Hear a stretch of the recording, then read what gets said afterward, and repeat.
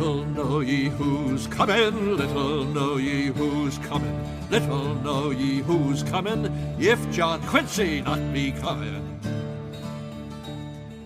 You might have noticed that today's episode started a little differently than most. I recently discovered a trove of old campaign songs, which is awesome. So we'll be starting each episode with that president's campaign song if it's available, and I do encourage you to check them out. I don't know if you caught it, but John Quincy's campaign song says plague and pestilence are coming if you don't vote for him. So, way to motivate the people there. On with the episode. Slavery's coming, slavery's coming, plunder's coming, wonder's coming, jobbing's coming, robbing's coming, if John Quincy not be coming. This is the Abridged Presidential Histories with Kenny Ryan. John Quincy Adams might be my favorite of America's early presidents, which is kind of ironic because he's easily the biggest failure. As president, John Quincy Adams will accomplish nothing, absolutely nothing. So obviously that's not why I'm impressed with him. I'm impressed with him because after losing the presidency, his hometown is going to send him back to Washington, D.C. as a humble congressman. And when he returns, he's going to discover a fight he never knew he had in him as Congress's fiercest opponent to slavery. He will roar so loud that Southern congressmen will pass a series of unconstitutional gag rules just to try to shut him up. But they will fail. That's why I think John Quincy is awesome. He'll also be one of our greatest early diplomats and win one of the craziest presidential elections in our nation's history, when 5 major candidates run in 1824, and the person who got the most votes and the most electors did not become president. Yeah, it's gonna be controversial. Let's dive in.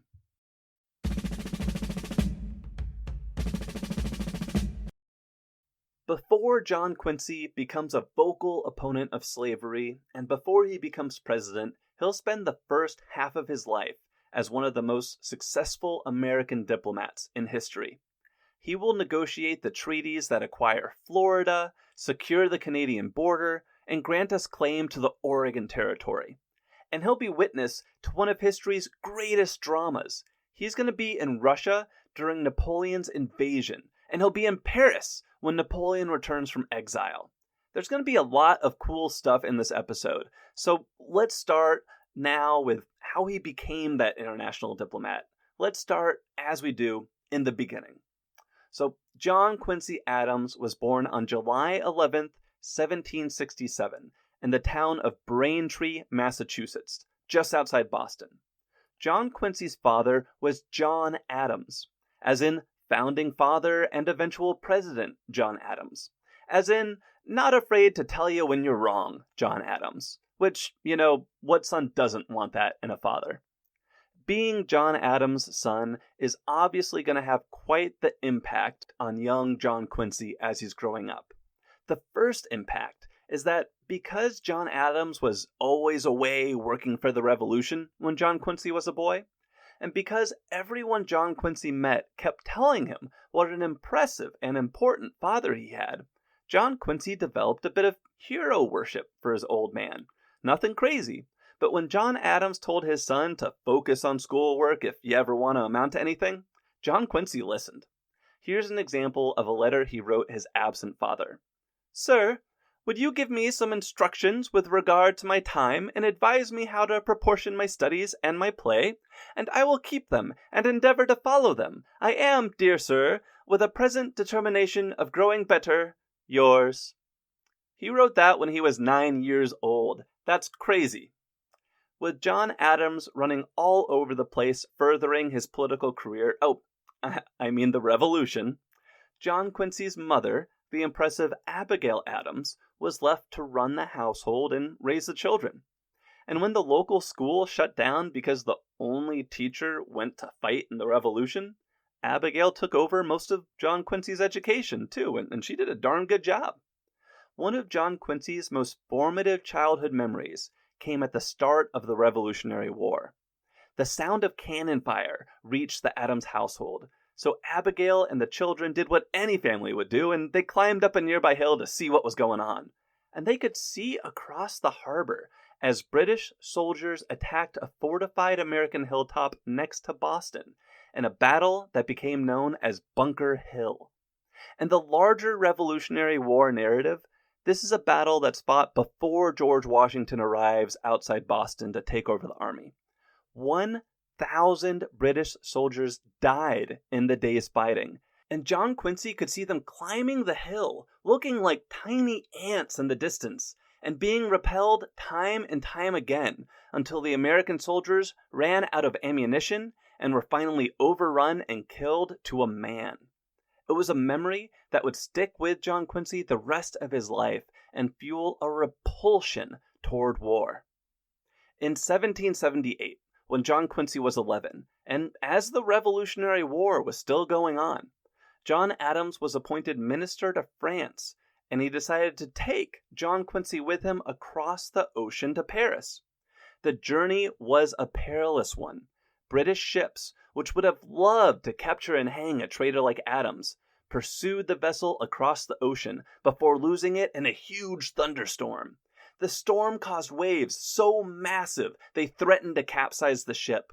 A bolt of lightning struck one of the sailors, and he died, raving mad. On the other side of the storm, the American ship engaged in a battle at sea with a British merchant and captured the vessel. And John Quincy was there for all of this madness at 11. Whoa! But John Quincy and his father did eventually land in France, where John Quincy enrolled in schools more prestigious than anything that existed in America. After a few years of study, which included picking up some foreign languages, 14-year-old John Quincy joined an American envoy to St. Petersburg, Russia, to serve as his translator in the court of the Tsarina as they sought recognition for American independence. One of the greatest careers in American diplomacy was set to begin. Okay, so John Quincy is going to do so many things as a diplomat that it's just not possible to get into it all. And I know, because when I wrote it all down, it was 1 billion words long. So instead, I'm going to tell you one funny story, one epic story, and one career-defining story from his years as a diplomat. First, the funny story. In 1797, so this is 16 years after John Quincy went on that first mission to St. Petersburg as a translator. He's quite a bit more seasoned now. The United States, it exists now. John Quincy was working as a diplomat in Europe when he received orders from his father, President John Adams, hey Dad, that he was to go to Berlin to secure a commercial treaty with the Prussians. The Prussians are basically proto-Germany. So John Quincy hopped on his horse and he rode to Berlin, and when he got to the gates of the city, he announced himself as the ambassador from the United States of America. And the guards said, "United States of America? What's that?" And I have no idea what accent this is, by the way. They had never heard of the country, and when John Quincy tried to explain, they thought he was making it up. And I like to pretend that the next 5 minutes played out like a Monty Python skit. The United States of America? Yeah, right! Next you're going to tell me the people elect their leaders and there isn't a king in charge. I mean, better than some watery tart throwing a sword at you, but come on, that's just silly. John Quincy wasn't let in until a senior officer arrived who had heard of the United States of America and could confirm that yes, it was a real country and it was a very silly place. So yeah, not a knee slapper, but I find it very humorous that a future president once walked up to a city and couldn't get in because the guards thought he was making the United States of America up. Anyway, let's get to the epic story. Napoleon. We've seen quite a bit of France and Napoleon over the past few episodes. James Monroe even met Napoleon when he signed the Louisiana Purchase. But John Quincy will be in Europe for the climactic finale of the Napoleonic drama. And he won't be just anywhere in Europe. He'll be in St. Petersburg, Russia, the court of the Tsar, when Napoleon invades with 700,000 men. Okay, so what's going on here? A bit of background.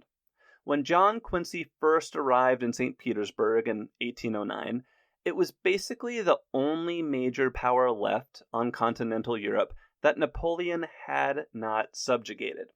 England stood alone against France, safely behind the English Channel and its huge navy, and England and France were still very much at odds. Russia, they just wanted to stay neutral and trade with both sides, similar to the United States this time. In this case, the British said sure. The British kind of needed that because it allowed them to access goods from the rest of Europe through Russian ports. But Napoleon, he said hell no.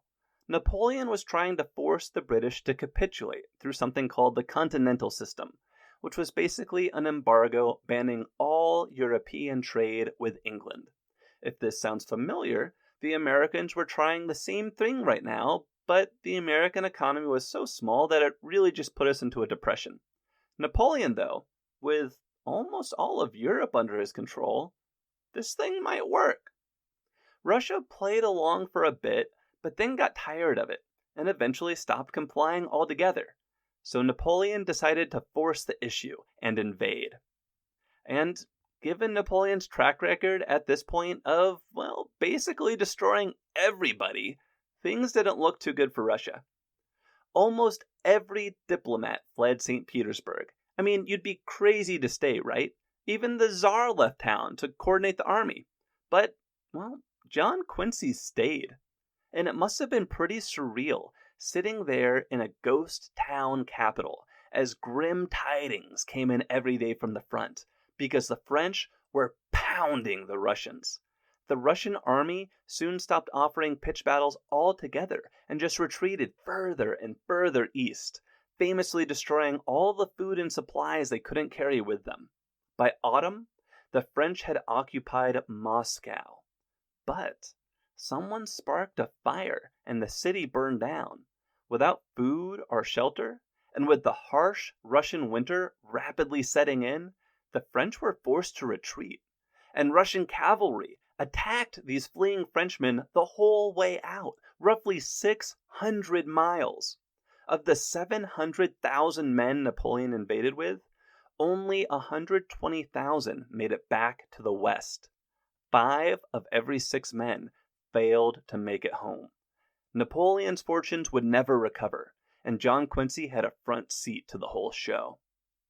About a year after Napoleon was defeated and banished to the Mediterranean island of Elba, John Quincy was sent to Paris to build relations with the restored French monarchy. But, well, this trip was cut short because Napoleon wasn't done being Napoleon. Napoleon snuck off of Elba, landed in southern France, and rallied every French unit sent to stop him to his banner. Before you knew it, Napoleon recaptured Paris. He was back, and everybody was freaking out. Nations across Europe mobilized their armies, and John Quincy realized he had to get the heck out of Paris while the getting was good. He rushed to the coast and boarded one of the last ships off the mainland before a British blockade went into effect. He then watched from England as Napoleon reigned for 100 days before the armies of Europe confronted him at Waterloo and dealt him his final defeat. This time, the defeated Napoleon was banished to the desolate island of St. Helena in the middle of the Pacific Ocean. This time, he was banished for good. So that's pretty crazy. I just can't imagine being caught in that drama, being in Russia during Napoleon's invasion, being in Paris during Napoleon's return from exile. What an adventure! So that's the epic story from John Quincy's years of diplomacy. Now, it's time for the career-defining story. Back when John Quincy was serving as ambassador in St. Petersburg, word had arrived from the United States that President James Madison had talked Congress into declaring war on Great Britain, while Great Britain was distracted by that great Napoleonic invasion of Russia. The War of 1812 was put into motion. But once Napoleon was defeated the first time, so this is before his return from exile, the British were able to turn their attention to the Americans. But no matter how many defeats the British inflicted on the Americans, including burning down the Capitol at D.C., we just couldn't seem to learn how to surrender. So in 1814, the British began talks with a commission of American ambassadors led by John Quincy Adams in the city of Ghent, Belgium. This, by the way, was not John Quincy's first peace negotiation.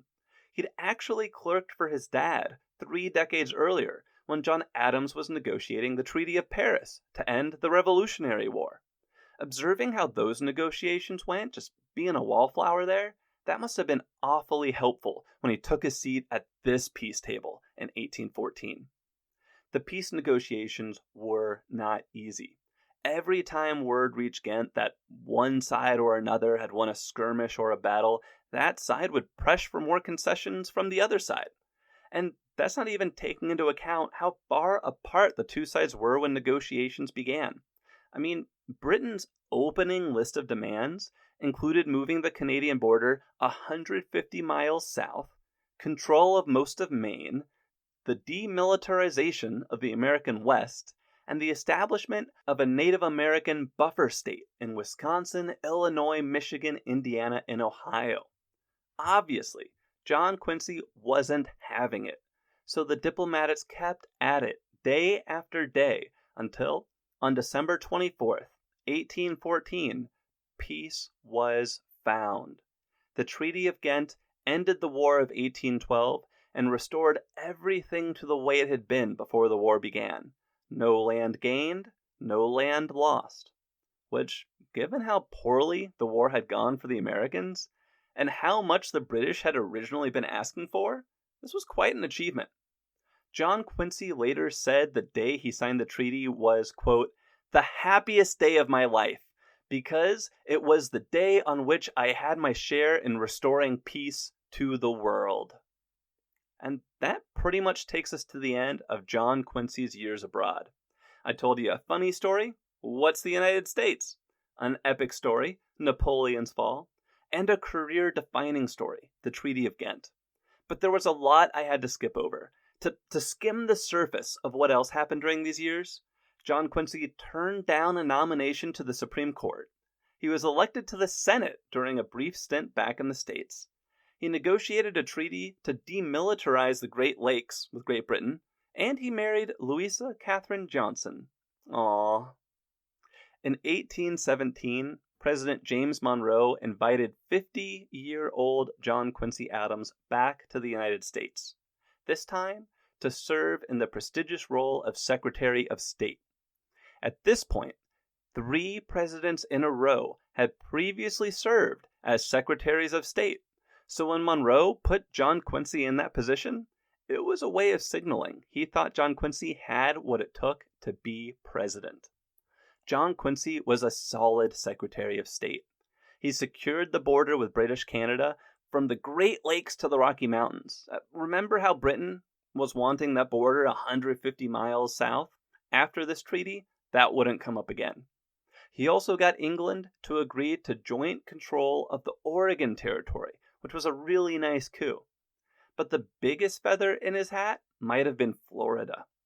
When Andrew Jackson, a military general and future political rival and president, invaded Spanish Florida in 1818, basically because President Monroe manipulated him into doing it, John Quincy played diplomatic hardball with Spain to get them to give Florida up. He basically said, look, we've occupied Florida, so you can either sign this piece of paper saying you're giving us Florida and your claim to the Oregon Territory in exchange for $5 million and a sliver of North Texas, or you can not sign the paper, not get anything, and we'll just keep Florida, and do you really think you can hold on to Oregon? Spain signed the paper, and the United States paid up and gained Florida and further claimed to Oregon and surrendered its claim to North Texas. But don't worry, we'll get Texas back later. And that takes us to the end of the Monroe presidency, which means it's time for the election of 1824, when 56-year-old John Quincy Adams, who has been serving his country since the age of 14, will finally run for president. And he's going to have a hell of a time winning it. The election of 1824 is easily one of the craziest, if not the craziest, presidential elections in American history. 5 major candidates will run, and spoiler alert, none of them will win in the Electoral College. It's gonna be fun. Okay, so let's start by catching our breath and looking at John Quincy's resume. John Quincy has served as Secretary of State. He negotiated an end to the War of 1812. He negotiated Spain's surrender of Florida. He secured trade agreements and favorable borders all over the place. It's a very impressive resume. I mean, he's basically been serving the country since he turned 14. But he is by no means a shoo-in. There are 4 other strong contenders for the presidency, and it's going to be a free-for-all. Let's start with the long shots. You had John C. Calhoun, a former South Carolina congressman, war hawk, and Secretary of War under Monroe, who looks absolutely crazy in portrait. I strongly encourage you Google this guy. John C. Calhoun looks like an evil Doc Brown from Back to the Future, and seeing as how he loves slavery, evil is a good word for him. You also had William H. Crawford, a popular former Georgia senator who spent the past 8 years as Monroe's Secretary of Treasury.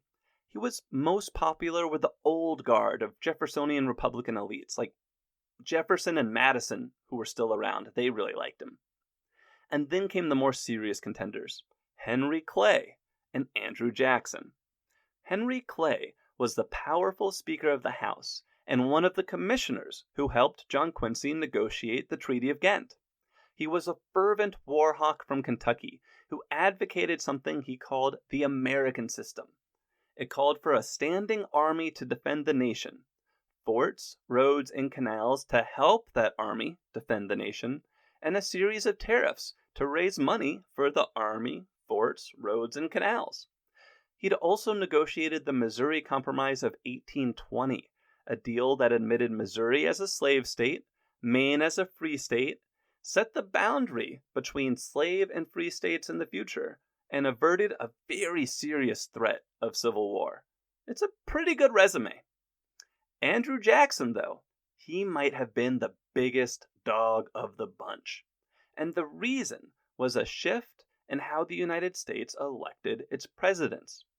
Over the past decade or so, new Western states had incentivized migration by allowing their electors for the Electoral College to be chosen by popular vote, rather than, say, being chosen by the state legislature, as most states had done. They had also done away with the property requirement to vote, so more people could vote.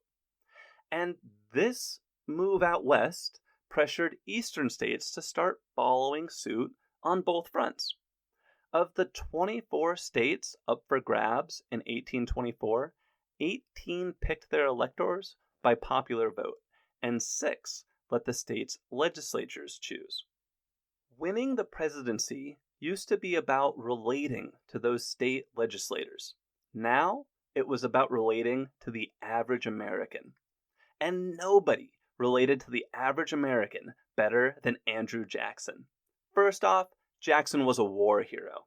When John Quincy and Henry Clay were busy negotiating an end to the War of 1812, Andrew Jackson was busy winning it. Or that's what most Americans had come to believe.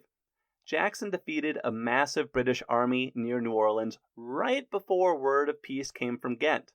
So Americans conflated the two events and gave credit to Jackson, even though that battle came after the Treaty of Ghent had been negotiated.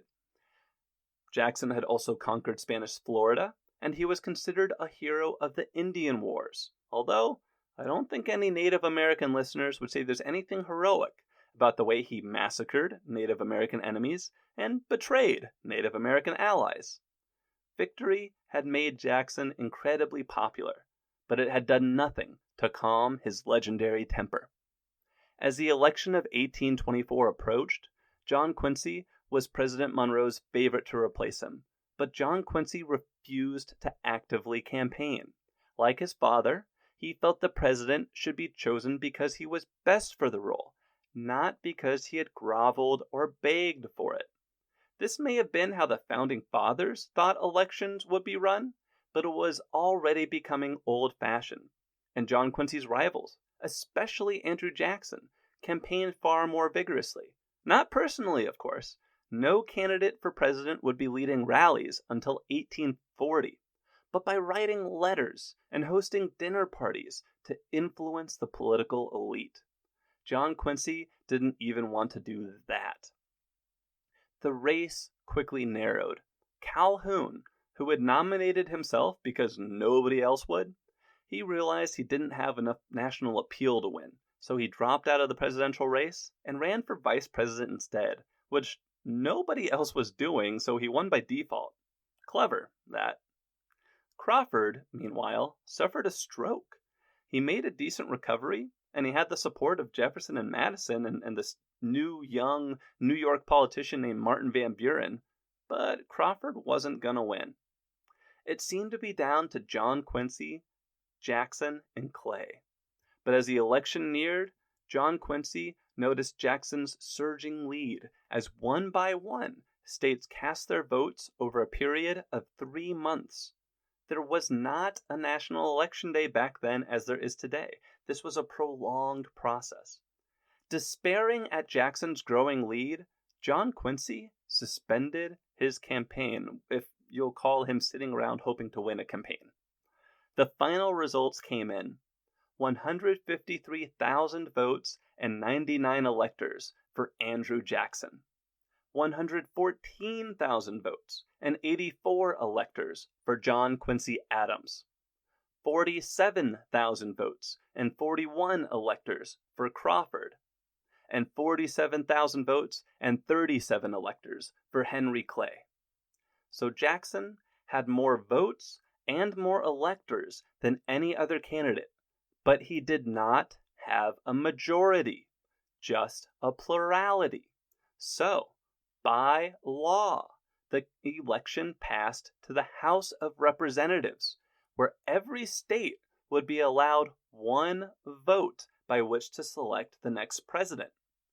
Now, this had been Henry Clay's plan the whole time. As Speaker of the House, he was incredibly powerful here, and he knew he could win the presidency if the election made it to the House and if he were a candidate in the House.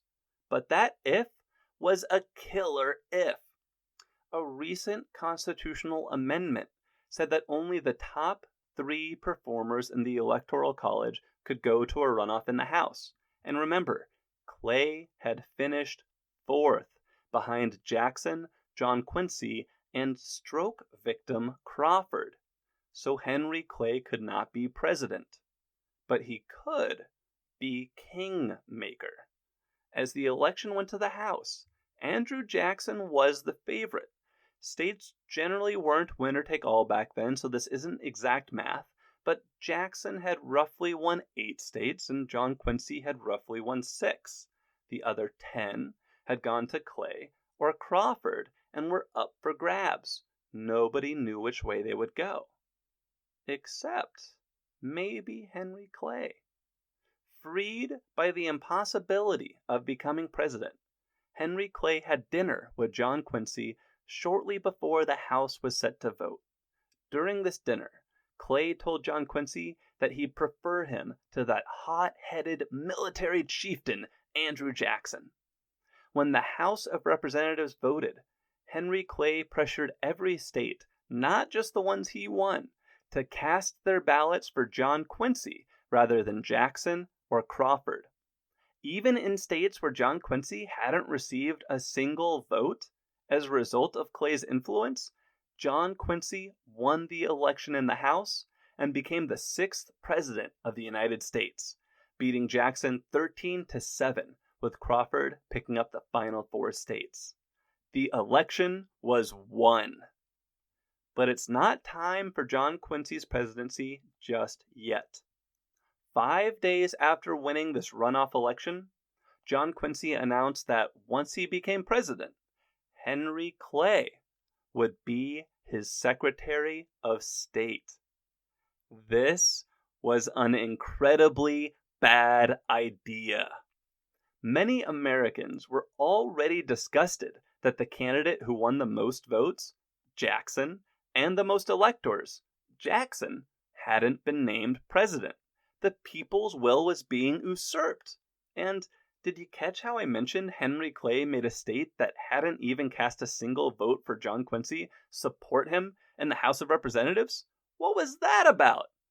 Andrew Jackson was especially livid, calling Henry Clay a Judas and alleging John Quincy had won Clay's support by a corrupt bargain, a promise of a presidency in exchange for the Secretary of State role. It was an allegation that was probably BS. Clay would have made a great Secretary of State for any president, and Clay needed no incentive to favor John Quincy to Jackson. He hated Jackson. But appearances are everything in politics, and this accusation would haunt Clay the rest of his life.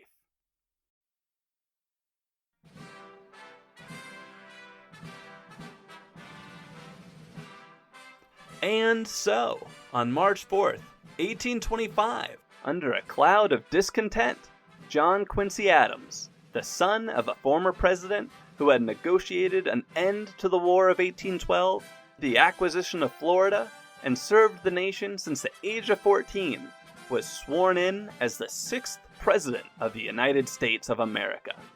He reported to the Capitol in Washington, D.C., where his presidency promptly went off the rails.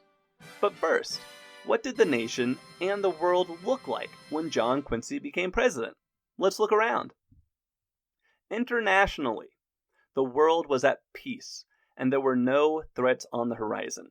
The United States had a ton of newly independent neighbors to the south, where just about all of Latin America had won independence from Portugal or Spain. Domestically, the economy was doing great. All that westward migration that happened during the Monroe presidency was starting to populate the Midwest and unlock its economic potential.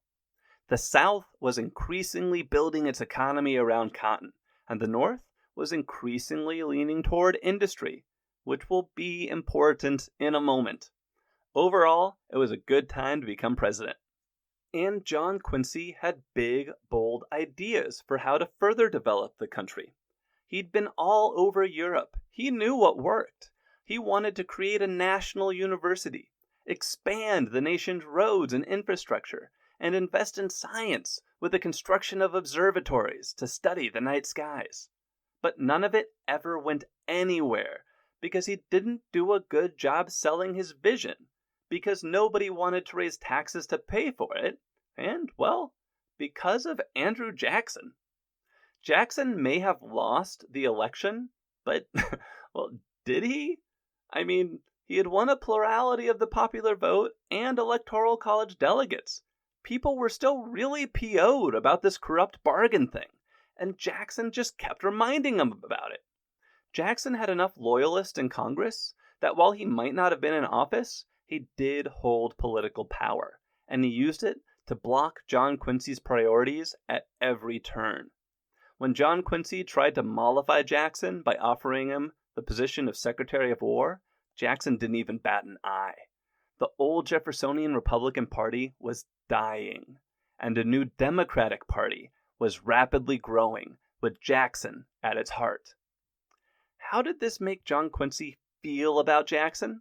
Well, when his alma mater, Harvard, gave Jackson an honorary degree many years later, John Quincy said he would not, quote, be present to witness Harvard's disgrace in conferring its highest honors upon a barbarian who could not write a sentence of grammar and could hardly spell his own name. So yeah, the dislike, it was mutual. And you might be thinking, okay, we get it, Kenny, but surely something happened during the John Quincy presidency. He can't have really accomplished nothing, right? All right, I'll give you 3 examples of how futile the John Quincy administration was. First, remember how I said most of Latin America had recently won its independence from Spain and Portugal? Someone came up with the idea of holding a conference in Panama where these new American nations could develop commercial and diplomatic ties with another, which, that's a great idea. But when John Quincy tried to send a delegate to the conference, he was blocked by Congress for months, so that when the delegate was finally approved, he was unable to arrive until Congress was over. And this, by the way, is considered his one accomplishment of his administration. Okay, do you want to know why Congress blocked this? A, because John Quincy was asking, and B, because some of those new Latin American countries had abolished slavery, and Southern congressmen didn't want to do anything that might signal support for ending slavery. So that's one example of the Adams administration's impotency. Here's another, and it's a biggie. In 1828, the growing Democratic Party passed a controversial tariff just to force Adams to pick a side on it, knowing that no matter what he did, he'd piss off one half of the country or the other. This tariff is basically going to take the country to the brink of civil war in a bit, so we're going to go in a bit of detail on it, and I apologize if this is a little elementary. A tariff is basically a tax Americans pay on foreign imports. If you set tariffs low, consumers might be a little annoyed, but they'll keep buying and you'll raise a lot of money. If you set the tariffs high, you can make an import so expensive that it's cheaper to buy a locally made product instead. This is called a protective tariff. For example, if I put a 2,000% tariff on foreign bananas so that they cost $10 a banana instead of 50 cents a banana, you can bet American farmers would start growing a ton of bananas and selling them at $9 a banana. American banana growers win, everybody else loses. During the mid to late 1820s, there were a bunch of industries trying to pop up in the Northeast, but they kept failing because European imports were too cheap to compete with. The tariff of 1828 applied only to goods produced by these northeastern industries. It was a protective tariff, which meant northern industries could finally grow and raise their prices, and growth meant more jobs and more money in that region's economy. So the North was going to win pretty big if the tariff passed, and it was going to feel like it lost if the tariff was vetoed. What about the South, though? None of those protected industries had factories located in the South. So the South would see no benefits of the tariff. What they would see is higher prices on goods they used to be able to import cheaply from Europe. The South looked at this tariff as highway robbery, a direct siphoning of American wealth from South to North. Southerners soon dubbed the tariff of abominations. And John Quincy signed it, and the South was livid. And you might be wondering, if this tariff was the Democrats' idea, why did only John Quincy get in trouble for it? And the answer is, the Democrats, they lied. Northern Democrats told their constituents that the Democratic Party was pro-tariff. Southern Democrats told their constituents that the Democratic Party was anti-tariff. And let's be real, the average schmo can only really keep up with what the president is doing. And the average schmo saw John Quincy sign the tariff into law. So he is never going to get that Southern vote again. And you know how I promised this tariff would take us to the brink of civil war? That will come in our next episode about Andrew Jackson's presidency. So be excited for that. Want to hear one more example of how futile the John Quincy administration was? This is a quick one. In 1826, halfway through his administration, John Quincy's vice president, John C. Calhoun, he came out in support of Andrew Jackson for president. Harsh! It shouldn't surprise anyone that Andrew Jackson destroyed John Quincy in the 1828 presidential election, casting him out of the White House with a 178 to 83 defeat in the Electoral College. All right, so John Quincy has just been voted out of the White House, which means we're almost to my favorite part of the story, the anti-slavery part. But before we get there, let's look at how the United States changed during John Quincy's 4 years in office. Territory-wise, nothing changed. From 1824 to 1828, there's no new land and there are no new states. Internally, the biggest news was the opening of the 1825 Erie Canal in New York. This was huge for a couple of reasons. First, the economic impact was seismic. Western goods could now travel directly from the Great Lakes down the canal to New York City in the Northeast.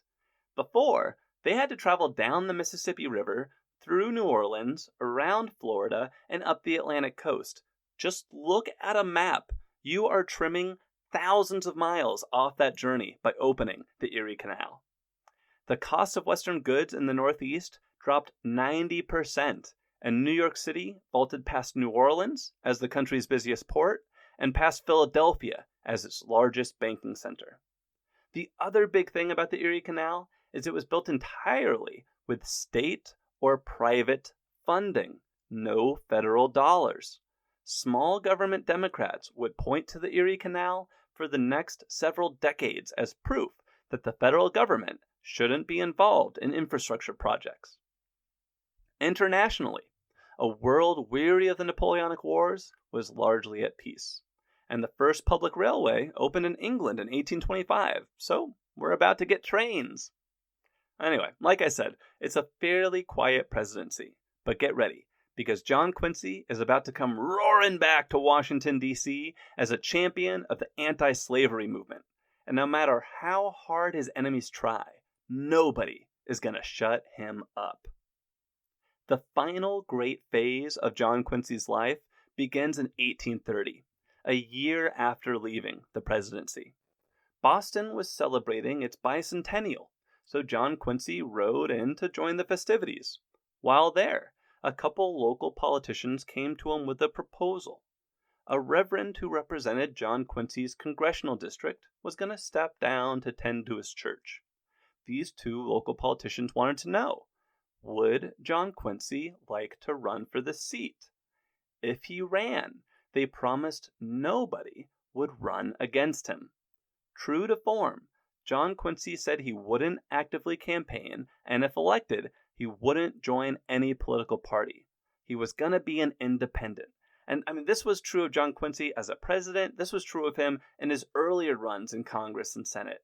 He never really was a party man. Well, this sounded good enough to the people of his community, and he was easily elected to Congress in 1831. And John Quincy made quite the arrival.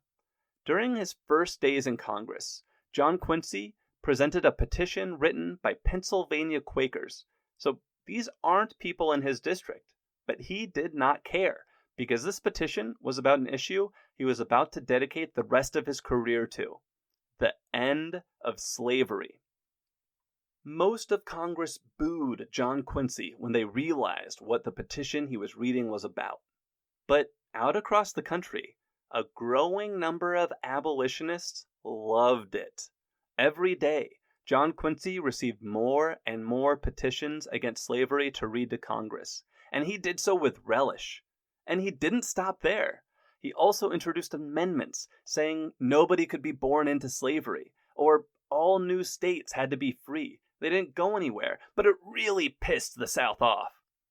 So why had it taken John Quincy this long to jump into the fight against slavery? Well, honestly, he was never really around it. His family never owned slaves at home, and he'd spent almost his entire professional career in Europe, where there was no slavery. The first time he really had to think about it was the Missouri Compromise of 1820. Remember that? When Missouri wanted to be admitted as a state, and Southerners said sure, but only as a slave state, and Northerners said heck no, only as a free state, and there was talk of secession until Henry Clay negotiated his compromise? Well, John Quincy was a member of President Monroe's cabinet when that was happening, and he unsuccessfully argued that slavery should be banned from all new states, saying, quote, "What can be more false and heartless than this doctrine which makes the first and holiest rights of humanity to depend on the color of the skin?" Which, hell yeah, man. John Quincy went along with the Missouri Compromise because he considered it preferable to civil war, but he later wondered if they should have forced the issue then and there, saying, quote, "I take it for granted that the present question is a mere preamble, a title page to a great tragic volume."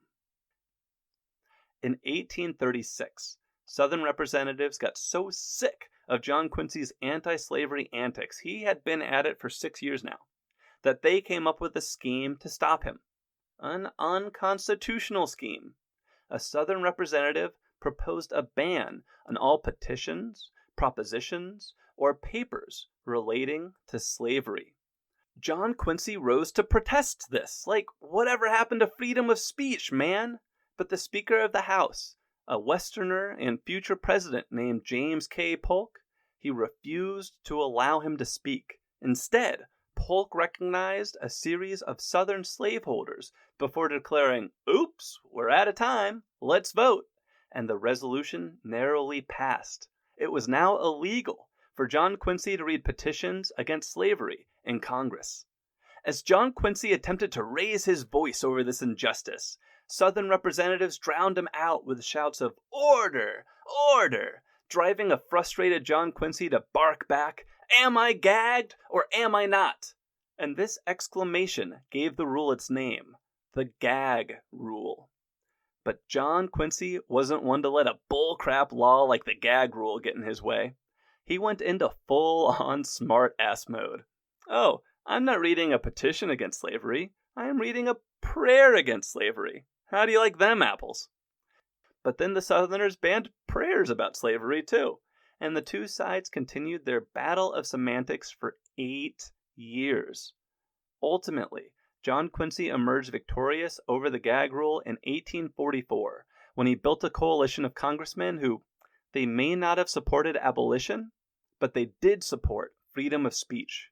Together, they killed the gag rule and set John Quincy's voice free. Which is pretty awesome, right? But there's more. John Quincy's fight against slavery didn't just play out in Congress. In 1841, he found himself arguing against the evils of slavery before the United States Supreme Court in a case known as the Amistad case. The Amistad was a Spanish ship carrying men and women who had been stolen from Africa to be sold as slaves in the Americas. Before reaching their destination, the captives broke free and overpowered the ship's crew, then ordered them to sail back to Africa. The white crew took them to American waters instead, where the ship was captured and the Africans imprisoned, which raised legal questions. Were these Africans to be punished as escaped slaves, as pirates, or were they to be freed as innocent victims acting in self-defense? The district court had ruled that they were justified to revolt, but President Martin Van Buren, he's president now. Martin Van Buren attempted to court Southern voters by having his attorney general appeal the decision to the Supreme Court. The abolitionist lawyers who had represented the Africans in the district court had run out of money, so all but two had to quit. Realizing they needed help, the two remaining lawyers approached John Quincy about joining their team, and John Quincy accepted. The Supreme Court that John Quincy argued before was mostly composed of Southern slaveholders, which is what happens when you've had pro-slavery Southern presidents for 32 of the past 36 years. So this wasn't promising for John Quincy's chances. But John Quincy's arguments, including a closing argument that urged the justices to look beyond contemporary politics and to consider their legacy and their God, convinced them to set the Africans free. It was a shocking legal victory. John Quincy's victory in the Amistad case, along with his negotiation of the Treaty of Ghent, were his two proudest accomplishments in life. But the Amistad case earned John Quincy a lot of hate mail. Can you imagine how much this freaked the South out? What? Black slaves can kill white men who put them into slavery and be declared justified victims and be allowed to return to Africa? What if my slaves kill me? Yeah, John Quincy totally got death threats for this one. On February 21st, 1848, at the age of 80, an elderly John Quincy Adams took his seat in Congress on a momentous day. The United States had spent the past several years waging war on Mexico, a war John Quincy opposed because he saw it as a land grab designed to add more slave states to the Union. We'll talk more about this when we get to President Polk. On this day, though, the United States was celebrating victory in that war. As the Senate considered the treaty that would end the war, a resolution was raised in the House of Representatives to thank the nation's generals for victory. More than 100 ayes rang out in support of the resolution, followed by a loud and lonely nay. John Quincy Adams, true to his father's legacy, was willing to stand alone in the name of what was right. That no was the last word John Quincy would utter in Congress. When a roll call vote was called, and John Quincy's turn came to rise and cast his vote, he faltered. John Quincy grabbed his desk, and then he fell into the arms of the congressman next to him. "Mr. Adams is dying!" The shocked realization rang out. He was having a stroke. A couch was brought in for John Quincy to lay on, and he was moved to the Speaker of the House's office. He thanked those around him and called for his old ally Henry Clay, and the two shared a moment. John Quincy whispered, "This is the end of the earth, but I am composed." And then he slipped into a coma. John Quincy died 2 days later, February 23rd, 1848, right there in the Capitol building. As one eulogist put it, where would death have found him except at the place of duty? You will not find a more epic presidential death ever. Dying in the defense of freedom in the Capitol building? I love this guy. Okay, so what can we learn from John Quincy Adams? I think the biggest lesson is we all say we want that independent president who doesn't play party politics and who just does what's right for the country. But John Quincy was that president, and his administration was a failure because of it. The sad truth is success in politics requires a little political gamesmanship. You need to reward supporters with patronage so they can support you in return when you need it. You want to be part of a party that has your back so you're not going it alone. We like to think democracy means the best ideas win out through debate, but it doesn't. Democracy means that if you want your ideas to become law, you need to build relationships, build arguments, and build a majority to enact change.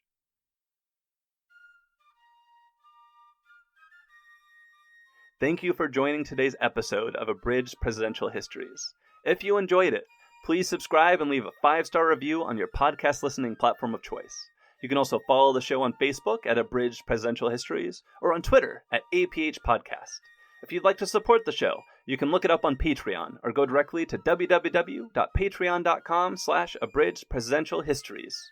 The music in today's podcast is a public domain recording of the United States Old Army Guard Fife and Drum Corps. The primary biography for today's episode was John Quincy Adams by Harlow G. Unger. In our next episode, we'll take a look at the life and presidency of Andrew Jackson, who, I hate to break it to you, is kind of an asshole. He'll kill some folks, commit a little ethnic cleansing, get elected president, and then destroy the economy. But hey, we'll still put him on the $20 bill. That's next time on Abridged Presidential Histories.